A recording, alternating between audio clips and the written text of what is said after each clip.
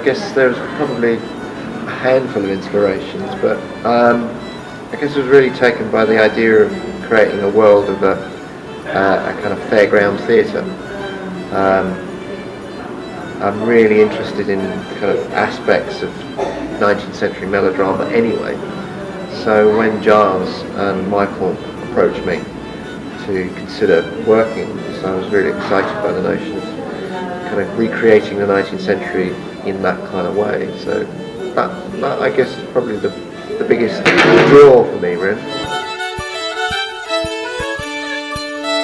It's quite an interesting story because Michael Eaton, the writer, approached me in the foyer of the Nottingham Playhouse. He'd seen a show that I'd just done using exclusively video projection, and he said, you know, this is exactly the kind of thing that I'm interested in using for this show that I'm doing, which happens to be Charlie Peace. And he's been working for quite some time with a graphic novelist called Eddie Campbell, and so Eddie is producing a whole series of drawings that will be used during the show as part of the storytelling. So the video projection that's the key element in terms of the graphic novel idea.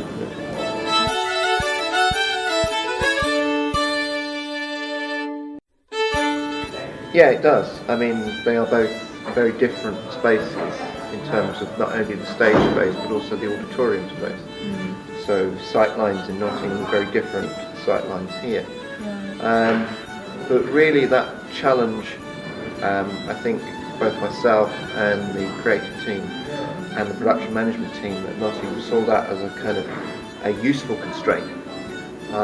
And in a sense the storytelling, because the world of storytelling is a travelling show, it makes sense to create a design that is in itself a kind of travelling show. So the structure and mechanisms of the piece, the text, kind of gave me the answers in terms of how it would transfer. So yeah, it's been challenging, but it's been fun. Flamboyant, I think is probably the word that I would use. There are multiple characters in this show, so there's an awful lot of doubling. So there will be some very quick changes.